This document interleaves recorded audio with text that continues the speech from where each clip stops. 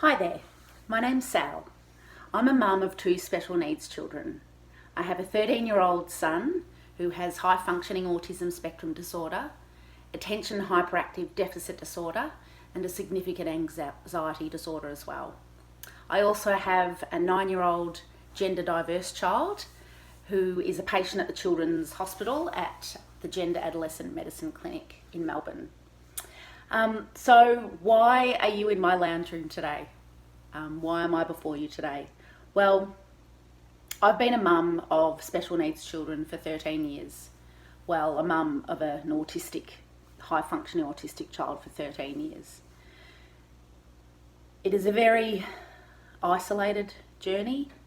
It is a journey of helplessness, of self-doubt, of fear and worry about where your child is going to end up in life, displaying the behaviours that they display. And I'm also a nurse. Coincidentally, I'm a neuroscience nurse, so I care for adults that have acquired a brain injury, whether it be traumatic, through a car accident, a stroke, a brain tumour, a fall, or any other intracranial pathology. So as a nurse, I'm 23 years I've been a clinical nurse specialist, and I've cared for patients with injuries of the brain that have presented with catastrophic deficits that affect their whole body and affect their mental health and ability to have a quality of life. So essentially, ASD is a dissociation brain disorder. It is a social disorder whereby a person struggles to interpret their social arena, pick up social cues, communicate emotions, understand emotions, call on emotions. And they invariably present with what's called an emotional dysregulation, where they display fight and flight behaviours. And these can be triggered for any reason. It can be a day didn't go to plan, a pair of shoes that they can't find, a seat that they should be sitting in because they sit there every day. And the emotions that are displayed are catastrophic and some people think over the top. But this is their little body, this is their internal world struggling with interpreting their external world. So for me, I have walked that journey. I have cried rivers of tears and worry, because there's nothing like being the mother of an autistic child when you walk into a room and there is a situation that your child has caused, and the whispering and the pointing of the finger, and your heart is just in pain for your child. So for a long time, I've been wanting to share my journey with all of you amazing people that are parents or grandparents of, or even teachers, health professionals. If you have a child with challenging behaviours of concern within your environment, these little lounge room chats are for you.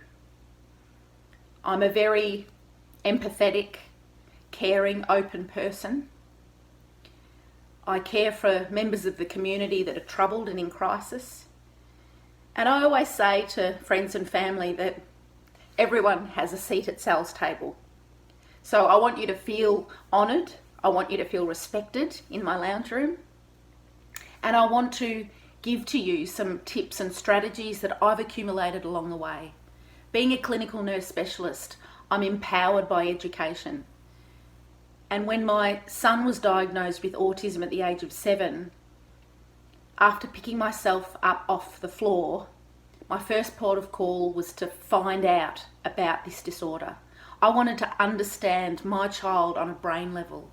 And subsequently, when I gave birth to a gender diverse child, that's what I wanted to do too. I wanted to understand on a cellular level what was happening inside my child's body that was presenting with these signs and symptoms, because if you understand what makes your child tick, then you can formulate a plan and love them for who they are.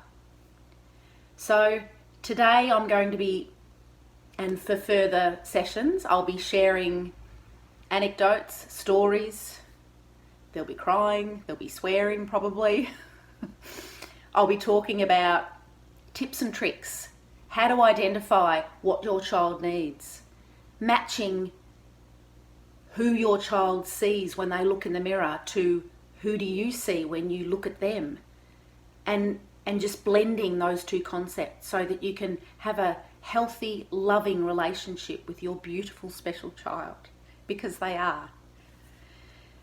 I just want to preface my little chats with the notion that all children are different. We have quirky children, we have spirited, willful children, and invariably when I announced to my community that my child has an autism spectrum disorder and an ADHD disorder diagnosis, I was posed a lot of questions. A lot of parents came out of the woodwork and said, Sal, my child is presenting with meltdowns. They're biting other children. They're throwing tantrums and they're 7. Are they autistic?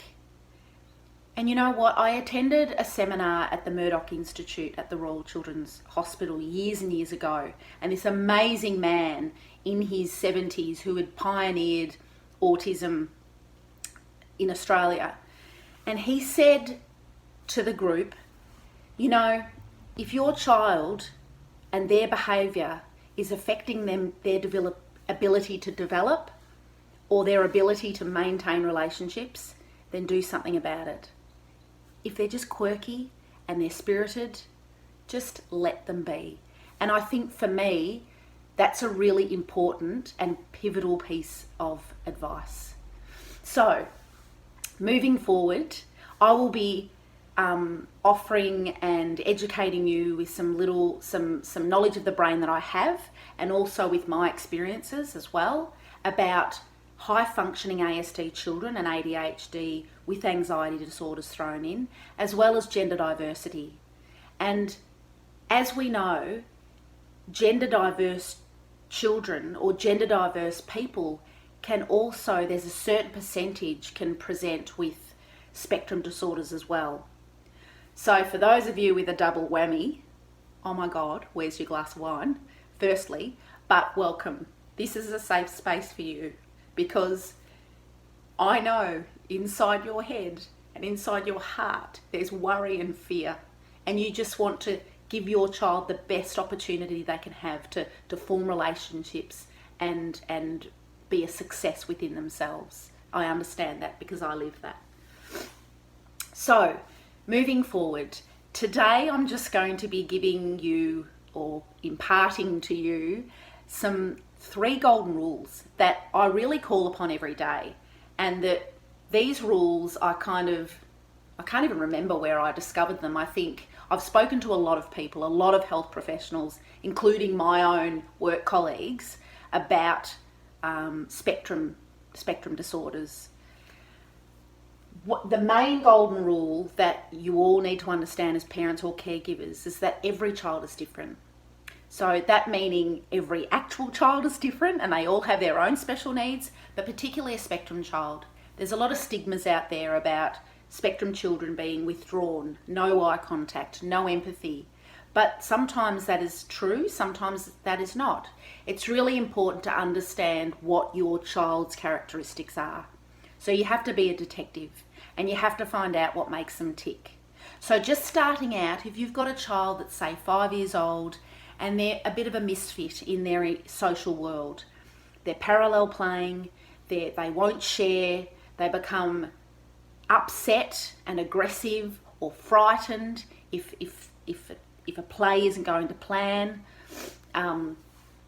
It's about learning, observing and being a detective and just watching them play.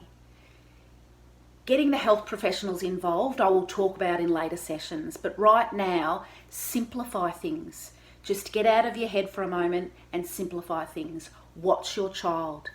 Write a journal about their behaviour. Look at what triggers have occurred. what alleviating factors you put into play as well to calm them down, what works. For me, and I know this sounds absolutely crazy, but my little guy, I used to parent him like I'd care for an acquired brain injured patient.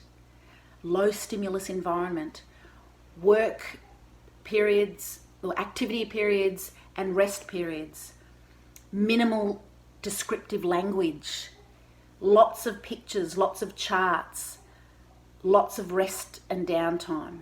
And that really worked for my child. And I could see results, routines,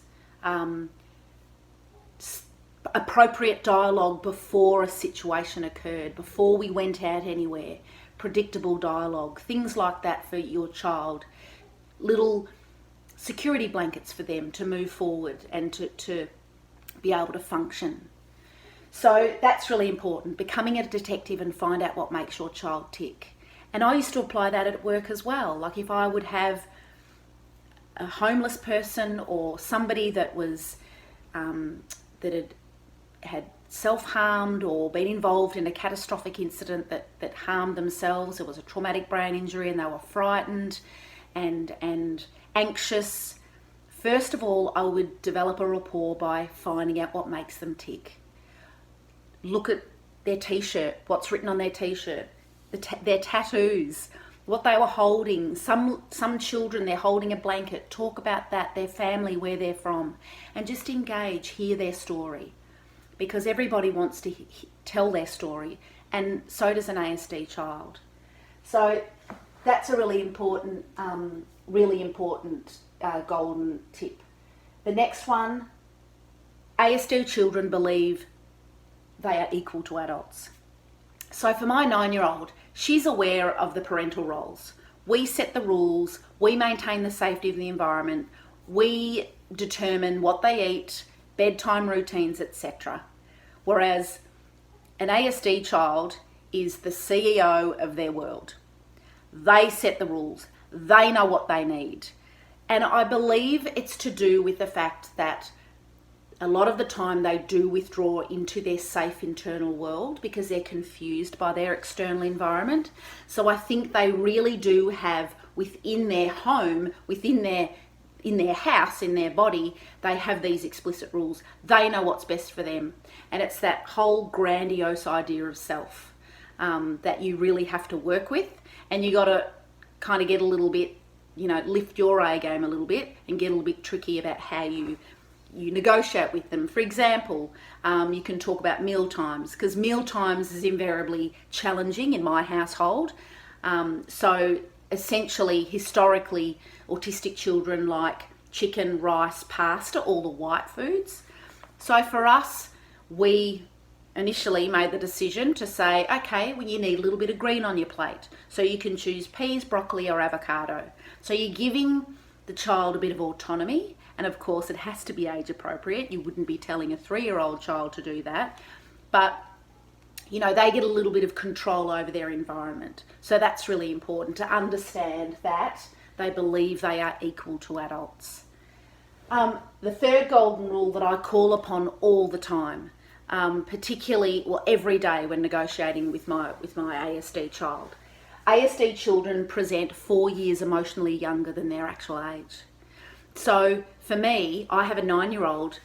When I am packaging information, for example, let's use COVID-19 as a current issue that's causing great burden and great anxiety in every household at the moment. For me, I told my 13-year-old the same information I told my 9-year-old. No television on in the house, no fear-based news broadcasts. I gave them age-appropriate information about how to be safe with hand hygiene, how to social distance, how to manage at home and to create a life at home. And because we're doing this because we're protecting gran and grandfather and nanny and pa. So this is the sort of information. You lower your expectations on your child, because sometimes we do. We put unrealistic expectations on children and they're not emotionally old enough to cope with that. For example, another characteristic of my child is that he hates losing. So board games were fucking nightmare. So to the point where we wouldn't even play them. And that's appropriate. Shelve them. Shelve them. They're obviously not old. Not old enough to cope with losing or the complexities behind the toing and froing, because essentially ASD children parallel play and they struggle with the to and the fro. So shelve it and then go back to it in 3 months. And when you do go back to a board game, just yourself and your child. And maybe something like Snakes and Ladders, not the game of life where you actually, crash and burn and you go bankrupt. Maybe something a little bit more upbeat like Snakes and Ladders or Uno.